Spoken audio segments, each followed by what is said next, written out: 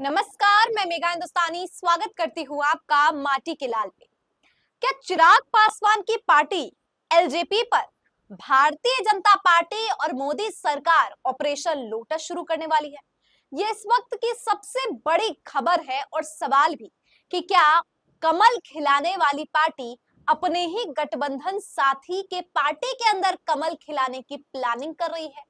क्या बीजेपी अपने ही गठबंधन साथी को निगलने वाली है? आपको पता है दोस्तों कि बीजेपी वो पार्टी है जो किसी भी गठबंधन साथी का साथ नहीं निभाती, चाहे वो हरियाणा में जेजेपी हो या अब चिराग पासवान। चाहे किसी भी गठबंधन पार्टी और विपक्ष की पार्टी के विधायकों को तोड़कर खुद की पार्टी में शामिल कर वॉशिंग मशीन चलाना हो, बीजेपी तो इसमें माहिर है। लेकिन आज आपको बताएंगे एक ऐसी कहानी कि बिहार विधानसभा चुनाव से पूरा गठजोड़ बदल कर रह जाने वाला है। जी हाँ, चिराग पासवान की पार्टी पर भारतीय जनता पार्टी का साया मंडरा रहा है। क्या है पूरी खबर आपको बताते हैं, स्क्रीन पर नजर डालिए। जैसा कि आप देख सकते हैं, दैनिक भास्कर की खबर, अमित शाह चिराग पासवान के साथ खड़े हैं। लिखा है, केंद्रीय गृह मंत्री अमित शाह से केंद्रीय मंत्री चिराग पासवान ने शुक्रवार को मुलाकात की। चिराग ने मुलाकात की तस्वीरों को अपने सोशल मीडिया प्लेटफॉर्म पर शेयर किया।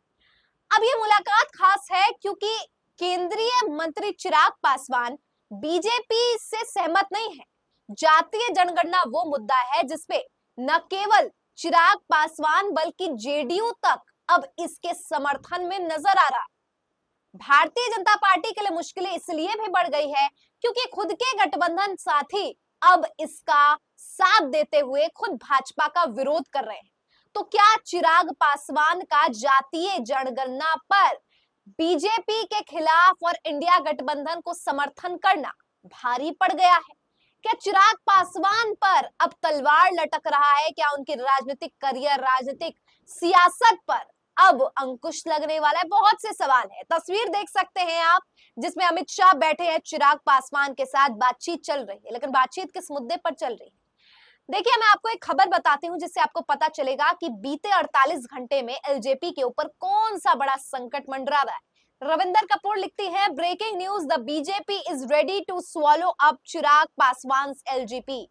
भाजपा तैयार है चिराग पासवान के लोजपा को निगलने के लिए। 3 MPs from the Chirag Paswan's party are in touch with the BJP and have also individually met PM Narendra Modi. The BJP has proven history that with whomsoever they formed an alliance, they completely destroyed that party. Chirag Paswan's Lok Janshakti party is on the list to demolished after Naveen Patnaik party JDU in Odisha and Jagan Mohan Reddy party in Bayara CP in Andhra Pradesh. यानी कि चिराग पासवान की लोक जनशक्ति party उन list में शामिल हो गई है जिसमें नवीन पटनायक जेडीयू के उड़ीसा में और जगमोहन पार्टी वाईआरएससीपी, जो बात बताई आंध्र प्रदेश की, उसी तरीके से चिराग पासवान का भी खात्मा हो जाएगा। क्या चिराग पासवान के पार्टी को खत्म करने के लिए बीजेपी अग्रसर है? आपको बता दें कि बीते दिनों में नरेंद्र मोदी से 3 लोजपा के विधायक मिल चुके हैं। तो क्या चिराग पासवान की पार्टी में फूट पड़ने वाला है? ये आपको बताएंगे। डीबी लाइव की खबर देखिए, चिराग पासवान इसको लेकर क्या कह रहे हैं। अगर मुझे मेरे अपनों ने धोखा नहीं दिया होता तो आज मेरी पार्टी को कोई तोड़ नहीं पाता, लेकिन जब मेरे अपने खून ने ही मेरे पीठ में खंजर घोंप दिया तो बाहर वाले से क्या शिकायत करूं। अब इसके अपने अपने मायने हैं। क्या चिराग पासवान कह रहे हैं कि अगर ऐसा होता है तो वो तैयार है इस चीज के लिए, या अब चिराग पासवान ये कहना चाहते हैं कि भारतीय जनता पार्टी से उन्हें कोई उम्मीद ही नहीं? खैर, चिराग पासवान ने फिलहाल तो इस बात का खंडन किया है, लेकिन आपको पता है कि लोग कह देते हैं कि चिराग पासवान की राजनीति बहुत अच्छी है, लेकिन असल में चिराग पासवान को राजनीति करना आता ही नहीं है। अभिनेता से उन्होंने अपने जीवन की शुरुआत बेशक की हो, लेकिन नेता बनते बनते अभिनेता के करियर भी फ्लॉप हुआ और अब नेता का करियर भी फ्लॉप होने वाला है। भारतीय जनता पार्टी के साथ गठबंधन करना अब चिराग पासवान को भारी पड़ने वाला है। इसको लेकर हमारे पास अतिरिक्त जो खबर है वो आपको पढ़ाते हैं। देखिए, रवीश कुमार पैरोडी अकाउंट लिखते हैं, पार्टी में टूट की खबर आने के बाद चिराग पासवान ने पार्टी के सभी वरिष्ठ नेताओं को घर बुला लिया है। चिराग पार्टी में टूट की खबर से आनन फानन में बैठक कर रहे हैं। मतलब एक तरफ कह रहे हैं कि सब ठीक है भैया, और दूसरी तरफ आनन फानन में मंत्रियों विधायकों के साथ मीटिंग किस बात की हो रही है? आईएनसी न्यूज लिख रहा है बीजेपी का खेल समझो, ये है बीजेपी की गंदी राजनीति। पहले बीजेपी चिराग पासवान को केंद्रीय मंत्री बनाती है और फिर ये 3 गंभीर आरोप लगाती है। चिराग की सदस्यता अब खतरे में है, यानी जाने वाली है, और इधर पार्टी तोड़ने की भी साजिश शुरू कर देती है। अब समझिए कि दैनिक भास्कर में यहाँ पे 3 आरोप जो लगाए गए हैं, चाहे वो व्यभिचार के हो, चाहे वो डिग्री से जुड़ा हो, चाहे वो कोई और मामला हो, चिराग पासवान बुरी तरीके से फंस गए हैं। लेकिन ये जो आरोप लगाने वाले हैं, ये भारतीय जनता पार्टी के एक समय के नेता रहे हैं। तो आखिर बीजेपी के नेता चिराग पासवान पर क्यों सवाल उठा रहे हैं, आरोप लगा रहे हैं? क्या आरोप है, देखिए। व्यभिचार केस में रेस्पोंडेंट नंबर 2 दूसरे आरोपी होने के बाद भी चिराग पासवान ने इस जानकारी को अपने चुनावी हलफनामे में नहीं किया। हलफनामा में यह शो किया गया है कि इनके ऊपर कोई केस दर्ज नहीं। अब इनके ऊपर मैं आपको बता दूं, चिराग पासवान के ऊपर व्यभिचार का केस नहीं है। अगर आपको लग रहा हो कि चिराग पासवान ने व्यभिचार किया, ना, ये केस नहीं है। केस ये है कि वो एक उसमें सबूत थे, या चिराग पासवान जो है नंबर 2 रेस्पोंडेंट थे। नंबर 2 रेस्पोंडेंट मतलब ये नहीं है कि वो व्यक्ति आरोपी या व्यक्ति ने किया है, लेकिन उन पर एक केस दर्ज था। कहने का मतलब है कि अगर कोई व्यक्ति पर केस दर्ज होता है, वो राजनेता हो, तो फिर उससे चुनाव में जो है वो चुनाव नहीं लड़ सकता अगर उसके ऊपर क्रिमिनल केसेस होते हैं। खैर, वास्तविकता क्या हमें पता है कि किसी भी चुनाव में इतने बड़े बड़े बाहुबली भी चुनाव लड़ते हैं, जेल से आकर लड़ते हैं, कुछ लोग तो जेल के अंदर से ही चुनाव लड़ते हैं, तो ये कोई मायने ही नहीं रखता क्रिमिनल केस वाला। खैर, ये चीज उन्होंने हलफनामा में दर्ज नहीं कराई है, जो उनकी सबसे बड़ी गलती है।